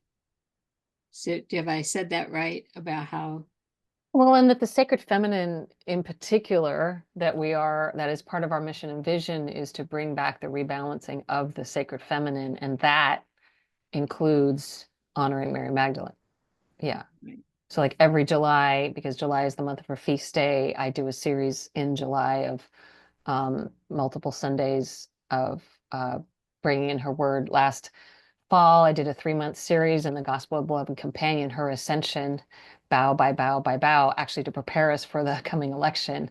So September, October, November, and that was so rich and so deep, and people really received it well and deeply. And so I do want to say that at this particular church, a lot of preparation had been laid by my sisters who came before me. This is the first church I've been in where I've actually followed women pastors. My last church, I was the first woman in there. That church founded in 1853, and I was the first woman. So it makes a big difference. So there was a lot of people who were already open when I got there, and that's important. But then there were still naysayers, and there were still some people who have resistance, and yet tending the soil first, right, through my preaching and teaching, later help people go, oh, I realize this isn't a big scary thing. It's just, oh, it's what you've already been teaching. Okay. So I do think preparing the soil is really helpful. And again, they were more open to it than most. It is a very unique church where I'm at now, because they're more open to just the embodiment of the feminine in all different ways. Yeah. Yeah. Plus, if you ever get to Northern California in Fairfax, you want to go to her church and see it, because when you walk into the sanctuary, everywhere your eye looks, you see a painting of the Divine Feminine in one of emanation or another. It's extraordinary, the artwork that is throughout the whole sanctuary. Yes, and at one point we had the artwork of Shiloh Sophia there, and now we have the amazing visionary artwork of Manouche Graglia, who was born and raised in the south of France and studied in Florence, and she gets all of her paintings in a vision. So yes, we have the Black Madonna, the Cosmic Mother, we've Terra Madre. We are surrounded by the imagery of the sacred feminine, and all of those original paintings are portals that are vibing frequency into the sanctuary space. So we are very blessed to have a kind of sanctuary that's actually open and welcoming and doesn't look churchy. All of those things come together, which is really helpful and a blessing.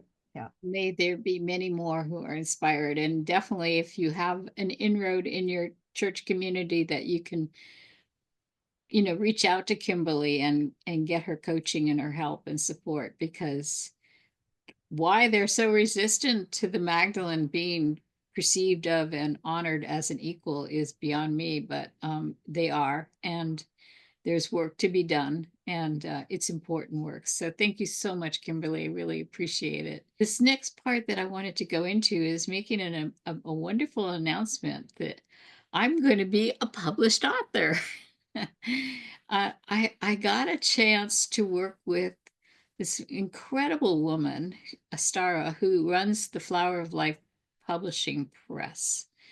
And she has published a lot of Kathleen, well, she just got through publishing one of Kathleen McGowan's books, The Boleyn Heresy, and she's, publishes and raises the voice of the feminine and women to bring their messages through. And so I joined on with her in an anthology she's doing, and my chapter, which will be called A Peek Behind the Veil, is a chapter that explains the whole process, all the visionary, mystical things that happened before I received the vision for the Magdalene Moonrise service, and then how I implemented it and what happened and what the 6-station ritual was about. But Astara, who was not able to come today, sent me a video, giving a little 5-minute video where she's going to explain to you about her vision for this work. And I haven't even seen, it's hot off the press. So I'm going to just share my screen now and let her tell us about it. Hello, beloveds. I'm Astara Jane Ashley, and I'm so honored to introduce you to the Magdalene Unveiled anthology, Discover the Path of Love, Healing, and Feminine Power. This book is more than just a collection of stories. It's a sacred invitation, a remembrance.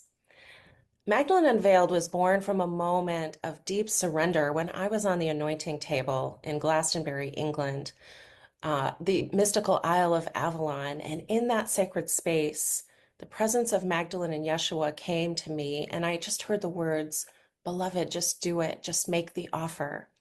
And so that moment really changed everything for me, because it called me into a deeper trust and knowing that I was to steward this vision forward and to invite other sisters to link arms with me so that we could do it together. And so this anthology gathers 33 voices of women who have walked the path of devotion, healing, loss, radical embodiment. And each chapter is a transmission, a rose petal in the bouquet of the Magdalene's living legacy. And so together we're unveiling her essence with this project, not just as a figure, historical figure, but as a living frequency of love and liberation that still walks with us today.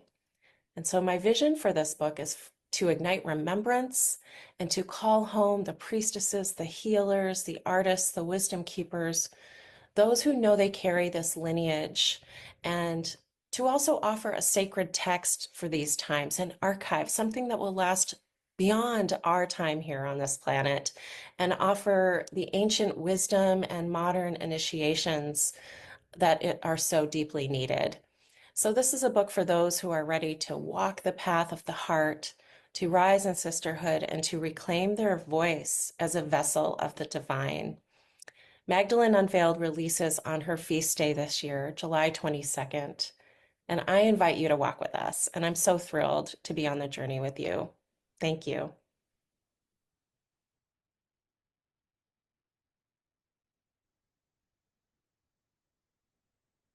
She's so amazing. I'm in her divine writing group, and I've never been with such an extraordinary woman we go wide and we go deep. And it's just been a very powerful journey. And I so appreciate all the support she's given to help me get my body of work published and out there. And so I'm very excited and looking forward to it. So, and tomorrow is the 15th annual Magdalene Moonrise service. And because I decided to go on a global platform,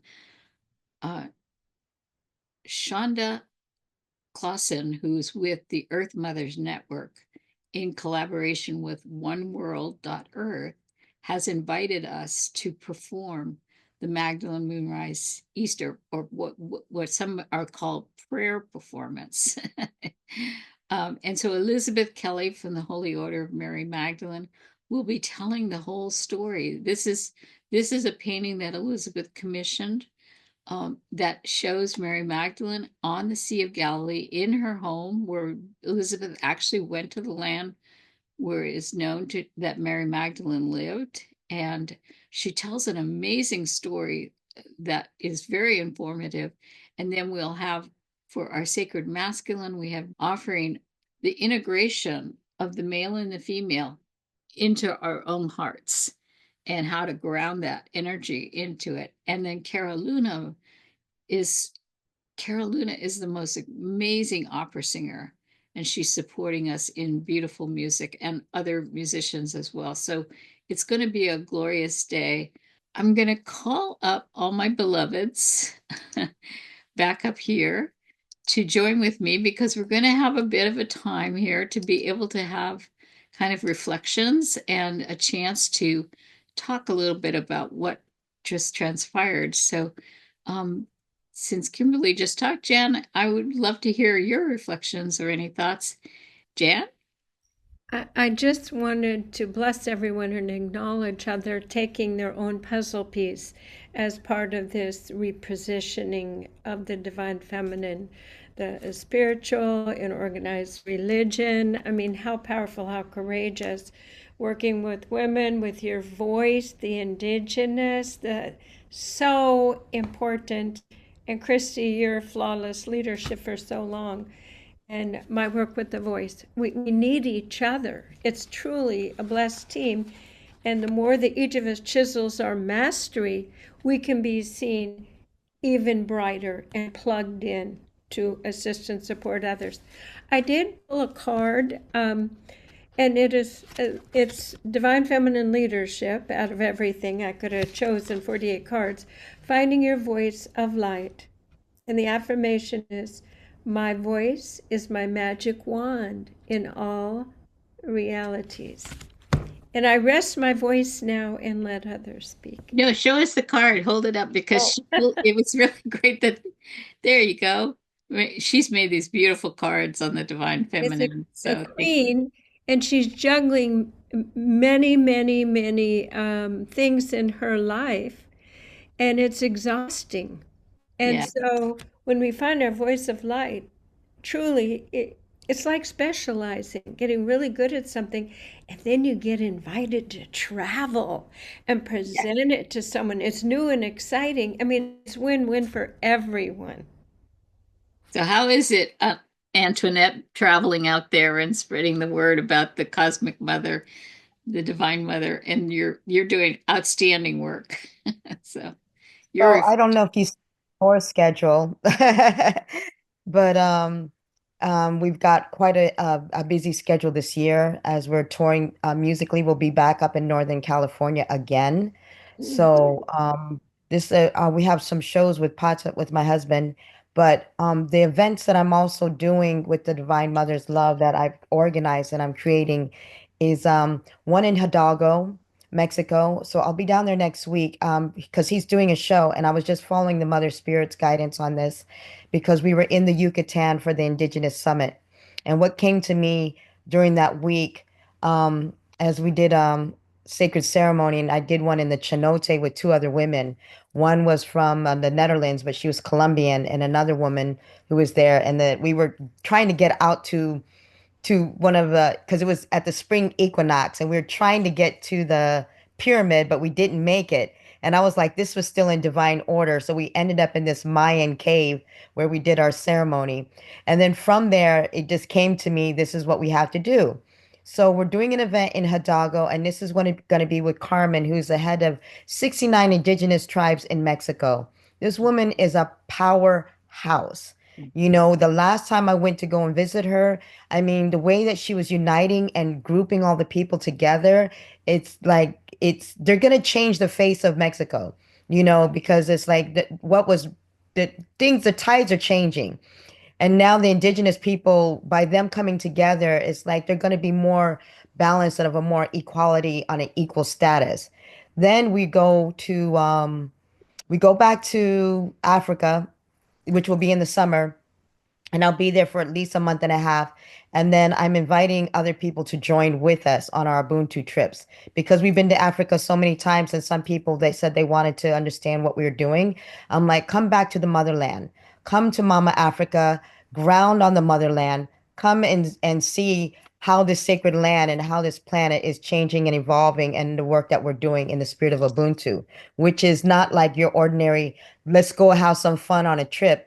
This means you're going to go and serve. You're going to meet the people that we're actually empowering, you know. So it's a lot of women's organizations, a lot of women's groups, a lot of different children, a lot of different things that we're doing in Africa. So that's Kenya, Uganda, Rwanda to Uganda, staying in Wakanda, Zimbabwe, and South Africa. Yeah, I'm actually calling that trip from Rwanda to Uganda, staying in Wakanda. Pato and I are Oh working on my the video God. now, and it's like this one woman who pays the school fees of 250 children by herself, you know. And so we're building a resource center for her because her students are like the top notch in the country. And these are girls, a lot of these girls that she's taking care of have been left behind. You know, they were given up. I mean, we're definitely dealing with an inequality status that's happening.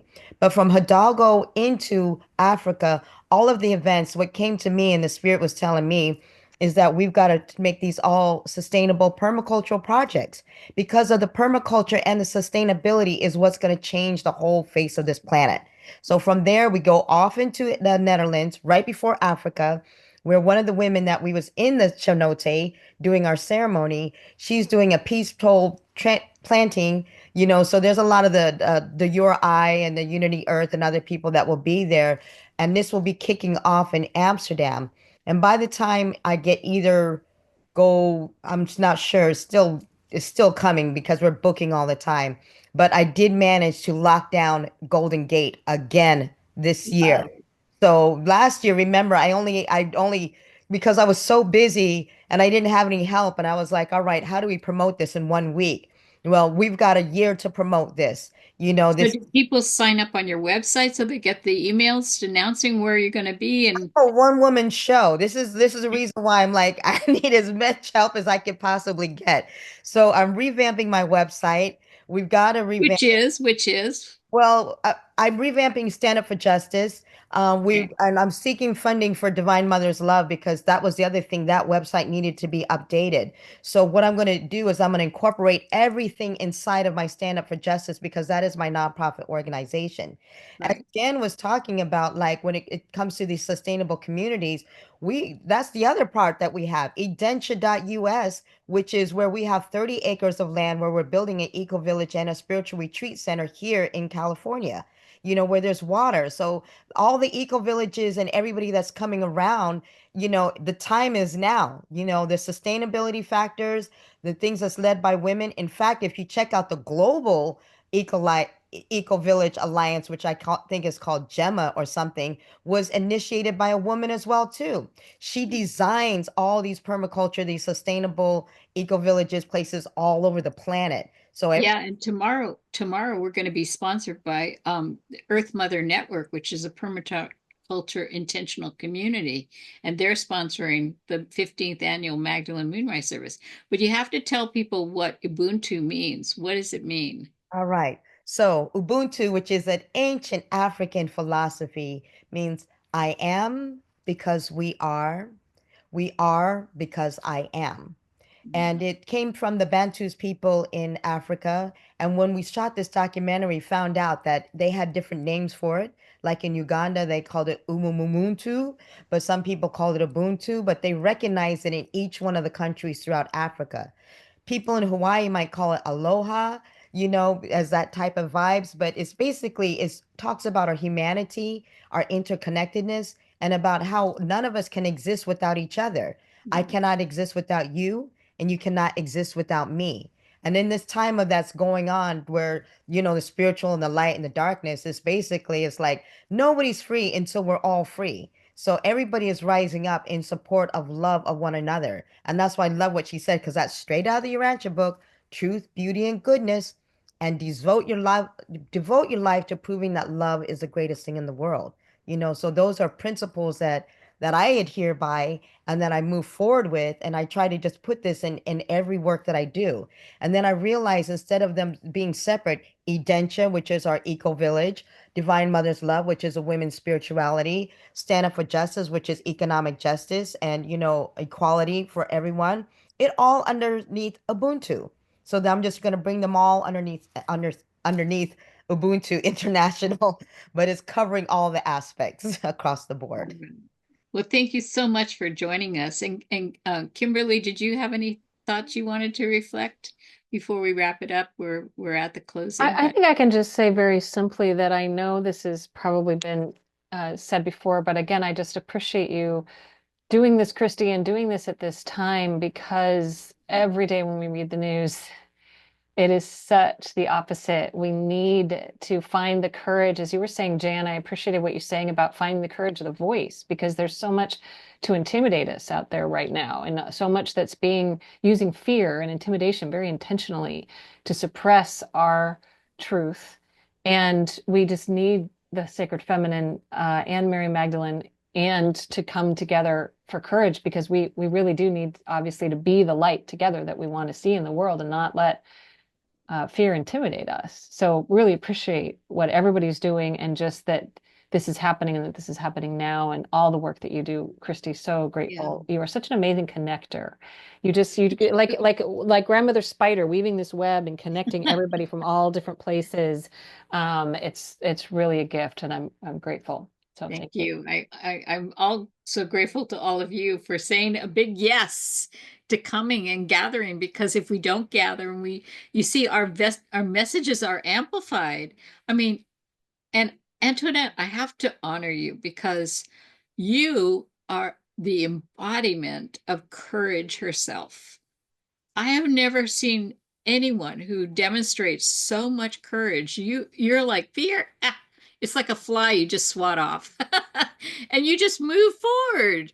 You just keep moving forward. And you're not doing easy things. You're going out to help communities that are way out at the ends of, driving for hours on dirt roads, and oh my God. And you're also dealing with your own health challenges and coming. It's not easy. These guys do not understand. It's like, for me and Pato to go out there, it's risky every single time. And because we've done it enough times is the reason why I can bring people with me.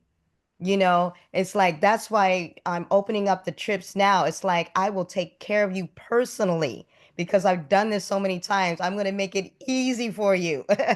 And she is a mama bear. Yes, yes, because you know how these guys are and stuff like that.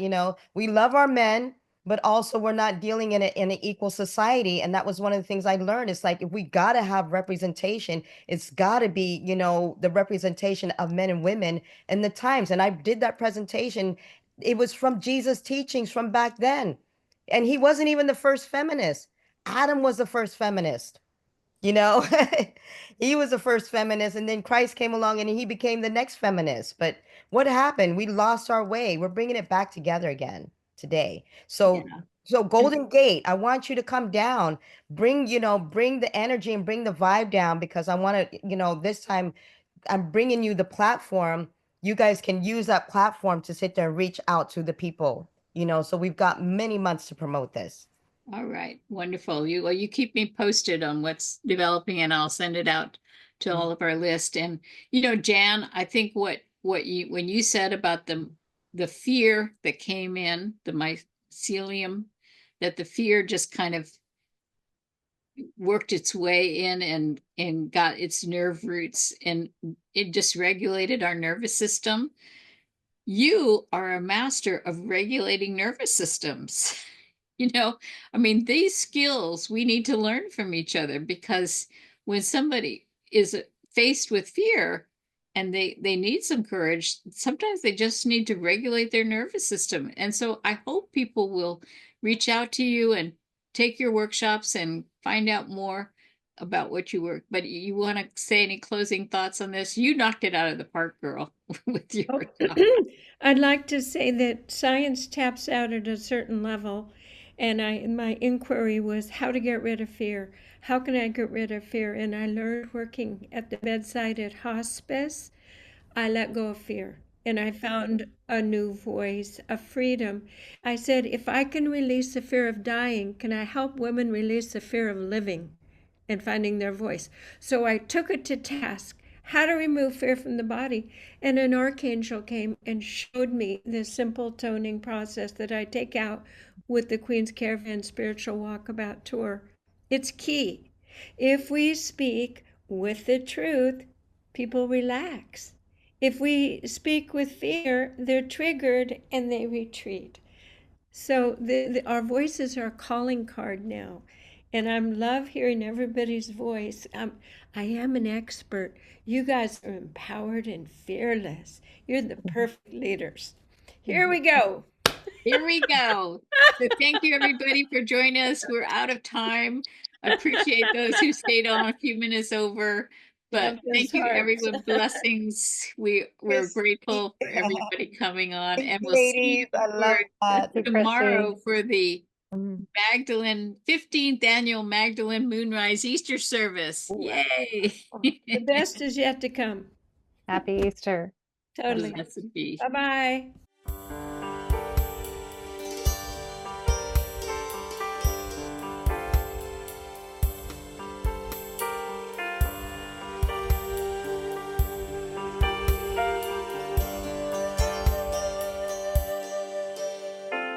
Love